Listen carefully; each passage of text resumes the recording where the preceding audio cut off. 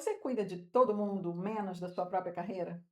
Se você é daquelas mulheres que resolve os problemas de todo mundo, que está sempre disponível para a equipe, que nunca deixa ninguém na mão, e ao mesmo tempo sente que a sua carreira está parada, que a sua vez nunca chega, e de alguma forma você faz muito e avança pouco, esse vídeo é para você. Hoje a gente vai falar sobre um padrão que eu vejo em muitas mulheres no ambiente corporativo. A mulher que cuida de todo mundo, menos de si mesma, inclusive da própria carreira. E o que é mais importante, a gente vai entender de onde vem esse padrão, por que ele é tão difícil de quebrar e o que você pode fazer diferente a partir de hoje. Fica até o final, porque eu preparei um exercício prático que vai te ajudar a enxergar esse padrão com clareza e você vai querer fazer ainda hoje. Eu sou Luciana Belenton, sou mentora e estrategista de carreira de mulheres líderes e o meu sonho é ver mais mulheres vivendo suas carreiras de uma maneira autêntica e sem precisar copiar modelos masculinos. E escolhi estar aqui para falar com você. Essa é a série Arquétipos de Carreira Feminina. Em cada episódio, eu pego um perfil específico de mulher e analiso o que acontece com ele dentro do ambiente corporativo. Não para dizer que está errado, mas para entender por que o ambiente reage do jeito que reage e o que essa mulher pode fazer com essa informação. Hoje é o episódio 2. E antes de entrar no conteúdo, me conta uma coisa nos comentários. Você se reconhece nessa descrição? A mulher que está sempre ajudando, sempre disponível e que sente que a carreira anda mais devagar do que deveria. Escreve aqui embaixo. Quero muito saber se isso ressoa com você. Para a gente conversar sobre isso de um jeito que faz sentido na prática, eu quero te apresentar a Mariana. A Mariana tem 34 anos, é coordenadora de projetos numa empresa de médio porte. Ela está no mesmo cargo há 4 anos e é adorada por todo mundo no trabalho. Ela é aquela que as pessoas procuram quando tem um problema, ela é a que fica depois do horário para ajudar o colega, ela organiza a confraternização, resolve o conflito entre membros da equipe e, de forma completamente informal, vira a mentora de 3 pessoas na área dela. É. E quando chegou a hora de preencher uma vaga de gerência, o nome da Mariana não apareceu. O gestor dela nem cogitou. Não porque ela não fosse competente, mas porque na cabeça dele, a Mariana era a pessoa que mantinha o time funcionando e ele não queria perder isso. Ela virou tão essencial em cuidar dos outros que ficou invisível como candidata a liderar. Você conhece alguma Mariana? Ou você é um pouco a Mariana? Mas antes de qualquer coisa, eu preciso te dizer algo muito importante. Esse padrão não é fraqueza. Ele não é ingenuidade. Ele é resultado de décadas, na verdade, de séculos, de uma narrativa que foi ensinada para as mulheres sobre o que significa ser boa, ser respeitada, ser valorizada. E eu vou te mostrar de onde vem esse padrão usando 3 lentes diferentes. A primeira é a história. A segunda é a ciência da personalidade, com o Big Five. E a terceira é o desenho humano, uma ferramenta de autoconhecimento que eu uso nas minhas mentorias e que vai te ajudar a entender como você funciona e como deveria usar a sua energia para ter melhores resultados nas diferentes áreas da sua vida. Então, bora lá? A primeira lente que eu vou usar é a história que te contaram sobre ser mulher. Durante a maior parte da história, o papel social da mulher foi definido em torno do cuidado. Cuidar dos filhos, do marido, da casa, dos vizinhos, da comunidade. Mulheres que eram cuidadosas eram vistas como boas mulheres. Mulheres que priorizavam as próprias ambições eram vistas com desconfiança, às vezes com hostilidade. Esse papel foi tão repetido por tanto tempo que ele virou uma crença. E crenças que a gente aprende cedo demais, antes de conseguir questionar, entram no corpo. Elas viram identidade. Você não pensa, eu devo cuidar dos outros antes de mim. Você simplesmente faz, porque sempre foi assim. No ambiente corporativo, isso se traduz de forma muito específica. Você está na reunião e alguém precisa de ajuda. Você oferece antes de alguém pedir. Tem um conflito no time. Você entra para mediar, mesmo que não seja o seu papel. Tem uma tarefa que ninguém quer fazer. Você assume porque não quer deixar a equipe na mão. Isso tudo consome tempo, energia e visibilidade. Enquanto você cuida, outra pessoa está se posicionando para o próximo degrau. O problema não é você ser cuidadosa. O problema é quando o cuidado com os outros consome o espaço que deveria ser da sua carreira. A segunda lente é o que a ciência da personalidade diz sobre você. Na psicologia da personalidade, existe um modelo chamado Big Five, ou 5 grandes fatores da personalidade, que é o modelo mais validado cientificamente para entender como as pessoas funcionam. E eu já conversei sobre eles nos vídeos anteriores.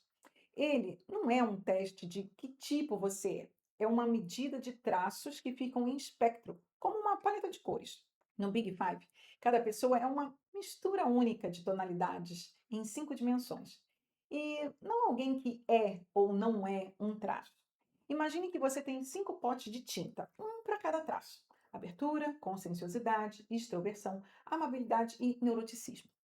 E em cada um, a cor pode ser mais clara ou mais escura.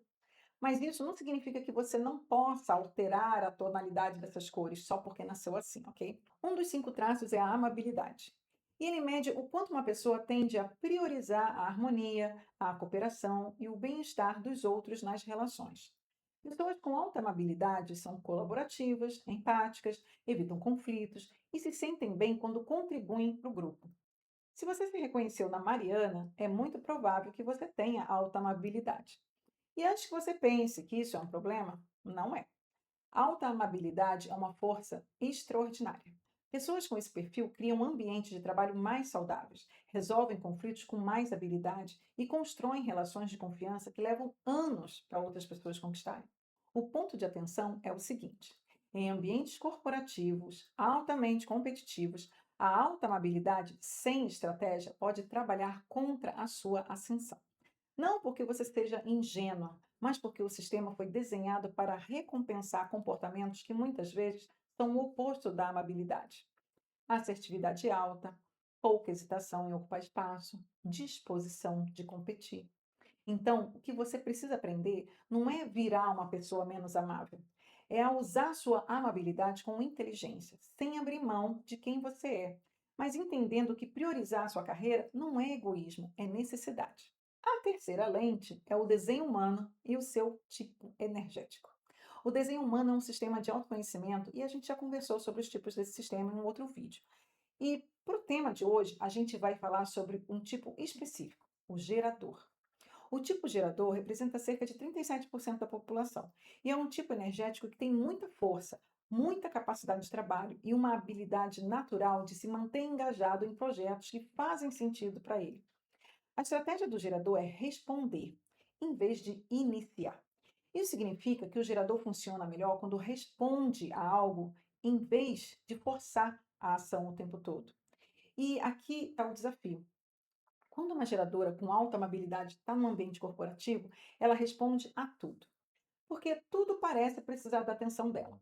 O colega que está sobrecarregado, o projeto que ninguém quer tocar, o clima que está pesado na equipe. Ela responde, ela ajuda, ela se envolve. E no fim do dia, a energia dela foi toda para o sistema e muito pouca para ela mesma. Isso não é um defeito do seu desenho humano. É o que acontece quando você não tem consciência de como a sua energia funciona. A pergunta que o desenho humano faz é: você está realmente respondendo ao que ressoa com você? Ou está respondendo ao que o ambiente espera de você? Tem uma diferença enorme entre ajudar porque você quer e ajudar porque tem medo do que acontece se você parar. E agora eu quero falar sobre crenças, em especial a crença central, que é uma crença que a gente tem sobre si mesma, sobre os outros, ou sobre um mundo que é tão antiga e tão profunda que parece que é verdade, não uma opinião. Uma crença central muito comum em mulheres com um padrão da cuidadora, que é o nosso arquétipo de hoje, é: se eu parar de ser útil, não vou ser mais querida. Ou minha contribuição só tem valor quando ajuda alguém diretamente. Ou ainda, se eu me colocar em primeiro lugar, eu sou egoísta. Essas crenças não aparecem escritas assim na sua cabeça. Elas aparecem como sensações, como a desconfiança que você sente quando alguém sugere que você deveria dizer não mais vezes, como o desconforto que você sente quando pensa em falar sobre as suas ambições, como a culpa que aparece quando você prioriza um projeto seu em vez de ajudar um colega. A crença não é a verdade. A crença é uma história que alguém começou a escrever sobre você, muito antes de você ter a voz para questionar. E ainda bem que as histórias podem ser reescritas. Mas não se preocupa. Tem uma abordagem muito elegante de lidar com esse tipo de padrão. Ela não pede que você deixe de ser cuidadosa. Ela pergunta: quais são os seus valores reais? O que importa de verdade para você quando tira o piloto automático? Porque aqui está a provocação. Cuidar dos outros pode ser um valor genuíno seu, mas também pode ser uma forma de evitar o desconforto, de se colocar em primeiro lugar. E só você sabe qual é o caso. Ou talvez uma mistura dos dois. E isso é chamado de fusão cognitiva com um papel. Conversamos sobre isso no vídeo anterior, quando falamos sobre os pensamentos da Renata, lembra? Aqui, a Mariana se fundiu tanto com o papel de quem cuida que já não consegue imaginar quem seria sem ele. E a pergunta é: se você pudesse agir de acordo com os seus valores, não com os valores que o sistema impôs para você, mas os seus de verdade, o que seria diferente na sua carreira? Então, em primeiro lugar, é importante ter clareza sobre quais são os seus valores. Sem isso, vai ser bem difícil responder essas perguntas com a sua verdade. A PNL, Programação Neurolinguística, tem uma ferramenta muito simples que eu quero compartilhar com você. Ela se chama ancoragem corporal. E a ideia é a seguinte: o corpo registra padrões emocionais antes da mente consciente processar. Isso significa que quando você está prestes a ceder espaço de novo, a dizer sim quando queria dizer não, o seu corpo já sinalizou isso. Mas você pode não ter aprendido a escutar. Isso é essencial para uma geradora. Então preste atenção nas próximas semanas. O que acontece no seu corpo quando alguém pede ajuda e você sente que vai dizer sim, mas uma parte de você queria dizer não? Tem uma tensão no peito? Um, um suspiro que sai antes de falar? Uma sensação de peso nos ombros? Esses são sinais. E eles são dados importantes sobre o que está acontecendo de verdade dentro de você. Aprender a ouvir o corpo é uma das ferramentas mais poderosas que existe para quebrar padrões que operam no automático. Agora eu quero te trazer alguns números para te dar um contexto muito atual. Tem uma pesquisa da Nexus, em parceria com a Todas Group, publicada em 2026 sobre o panorama da mulher no mercado de trabalho brasileiro. Essa pesquisa mostrou que 74% das profissionais entrevistadas abriam mão do autocuidado, saúde, hobbies, lazer, descanso, para poder avançar na carreira. Além disso, o estudo mostra que 53% das mulheres sacrificaram a família e a saúde mental. E uma parte significativa admitiu que a maternidade ou o desejo de ter filhos também foi colocado em segundo plano por causa da trajetória profissional. Isso acontece muitas vezes por estar ligado à crença: preciso dar conta de tudo para merecer estar aqui. Tem uma outra pesquisa da McKinsey que mostrou que para cada 100 homens promovidos para o primeiro cargo de gestão, apenas 81 mulheres recebem a mesma promoção. Esses números contam uma história. As mulheres estão trabalhando mais, abrindo mão de mais coisas e subindo menos. E uma das razões para isso é exatamente o que a gente está conversando aqui hoje. A energia que vai para o coletivo, para o cuidado, para o suporte, não está sendo traduzida em visibilidade estratégica, em posicionamento, em conversas de promoção. Eu não estou dizendo que você precisa parar de ser quem você é. Eu estou dizendo que você precisa de estratégia. Você pode continuar sendo a pessoa mais empática e colaborativa da sala, não tem problema. Mas, ao mesmo tempo, você pode defender a sua carreira com a mesma energia que você defende a dos outros. Então, a boa notícia é que você não é menos competente. Você só direcionou a sua competência para todos, menos para você. Quando eu trabalho com mulheres que têm esse padrão, uma das primeiras coisas que a gente observa é o quanto a vida profissional delas muda quando elas começam a se colocar na lista de prioridades. Eu nem estou falando de estar no topo da lista, eu estou falando de estar na lista. Só isso já muda muita coisa. Elas começam a ter conversas que sempre adiaram. Elas começam a pedir projetos que têm visibilidade, em vez de aceitar só o que ninguém quer.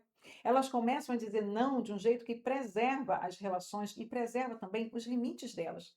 E percebem que o respeito que achavam que vinham de ser útil o tempo todo pode vir de outro lugar, de ser alguém que sabe o que quer e vai atrás.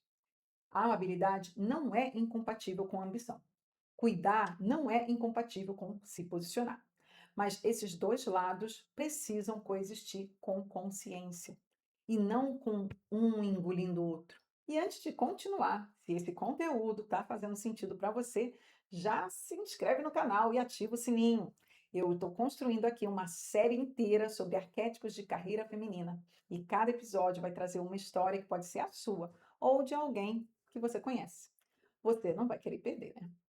Agora, vamos entender o arquétipo da cuidadora sobre o olhar da psicologia junguiana. A cuidadora é a que organiza a energia psíquica em torno da nutrição, da proteção, do acolhimento e serviço ao outro. Para Jung, esse arquétipo faz parte do inconsciente coletivo e é a imagem primária da mãe cuidadora que existem em todos, homens e mulheres, e que aparecem em mitos, sonhos e relações com uma figura que cuida, que alimenta, que acolhe, que dá segurança. É esse arquétipo que se manifesta como uma parte de nós que se aproxima para abraçar, para escutar, para segurar a mão, para consolar, para proteger vulneráveis e até mesmo salvar o outro. Muitas vezes com uma sensação de dever interno mais forte do que o próprio desejo pessoal. Na sua forma saudável, o arquétipo da cuidadora traz paciência, empatia, compaixão, capacidade de sustentar a vida emocional dos outros, sendo essencial em família, amizade, em profissões de cuidado e da liderança acolhedora. Na sombra, esse arquétipo pode se manifestar como uma fusão de identidade com o outro. Minha vida só faz sentido se eu estiver cuidando. Ou ainda com a culpa por priorizar o próprio autocuidado e até a necessidade de controle sobre quem você cuida, como se você fosse indispensável. A chave é reconhecer quando você está atuando como cuidadora, mas sem deixar que isso apague a sua própria vida, sua saúde, seus limites. Sem deixar o arquétipo viver em você e você viver por ele. Eu quero te dizer que na maioria dos conteúdos que eu tenho visto sobre esse tema, a solução que aparece é: acredite mais em você, aumente a sua autoconfiança, aprenda a dizer não, como se o problema fosse individual, como se a solução fosse um ajuste interno. Eu discordo de parte disso, porque a raiz do padrão da cuidadora não está só dentro de você, está numa estrutura que por muito tempo precisou das mulheres nesse papel. A estrutura que ainda hoje recompensa as mulheres que cuidam e pune as que ousam demais. Isso não é fraqueza individual. É um sistema funcionando exatamente como foi projetado. E, ao mesmo tempo, reconhecer que o sistema existe não significa que você está sem poder de ação. Significa que você precisa agir com mais inteligência. Não mais força, mais inteligência. Você precisa entender o jogo que está sendo jogado e decidir conscientemente como você quer jogar. A minha posição é essa. Você não precisa virar uma outra pessoa para crescer, mas você precisa parar de usar a versão mais cuidadosa de você como o único modo de existir no trabalho. Você tem muito mais do que isso para oferecer e a sua carreira merece ver isso. Se você quiser continuar essa conversa fora daqui, me segue no Instagram, @lubelenton. Lá eu posto conteúdo sobre carreira feminina, transformação corporativa e às vezes histórias que não cabem num vídeo, mas que encaixam perfeitamente num story. Espero te encontrar lá também. Agora eu quero deixar uma coisa muito clara: cuidar é lindo. Cuidar tem valor. Ser a pessoa que as pessoas procuram quando precisam de ajuda é algo que muita gente pagaria caro. O problema não é você cuidar. O problema é quando o cuidado acontece às suas custas, de forma sistemática e sem que você perceba o quanto isso está custando a sua carreira. Você pode ser a pessoa mais generosa da sala e a mais estratégica ao mesmo tempo. Você pode cuidar dos outros e cuidar de você. Você pode ser amável e ambiciosa. Esses não são opostos, são dimensões da mesma mulher que ainda não aprendeu que pode ocupar os dois espaços ao mesmo tempo. A Mariana, a personagem que eu trouxe no começo do vídeo, existe em muitas formas. Talvez ela exista um pouco em você. E a boa notícia é que a história dela pode mudar, porque a sua também pode. Agora eu quero trazer para você um exercício prático, simples, que funciona muito bem para amenizar a sombra do arquétipo da cuidadora. É o ritual diário de 15 minutos para si mesma, pensando como um hábito de autocuidado. Você escolhe, de forma bem concreta, 15 minutos por dia em que vai fazer algo só para você, sem função de cuidar de ninguém. Pode ser um banho mais lento, mas com foco no corpo e na respiração.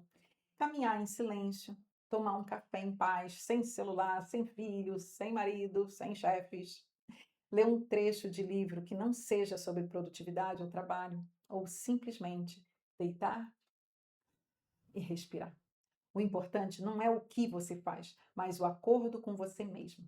Esse tempo não é negociável. Durante ele, você não tenta resolver a vida de ninguém.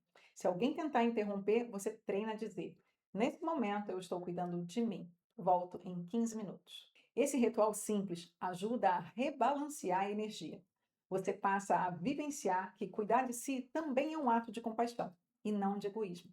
Você começa a criar um novo padrão de consumo de tempo. A psique passa a registrar que ela existe também fora do papel de quem está disponível para os outros o tempo todo. E se você chegou até aqui, eu quero saber. Me conta nos comentários.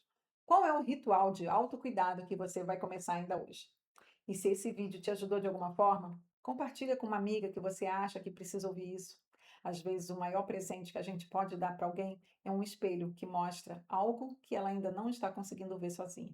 Obrigada por ter ficado comigo. Te vejo no próximo episódio da série Arquétipos de Carreira Feminina, onde a gente vai conversar sobre a guerreira. Bora lá?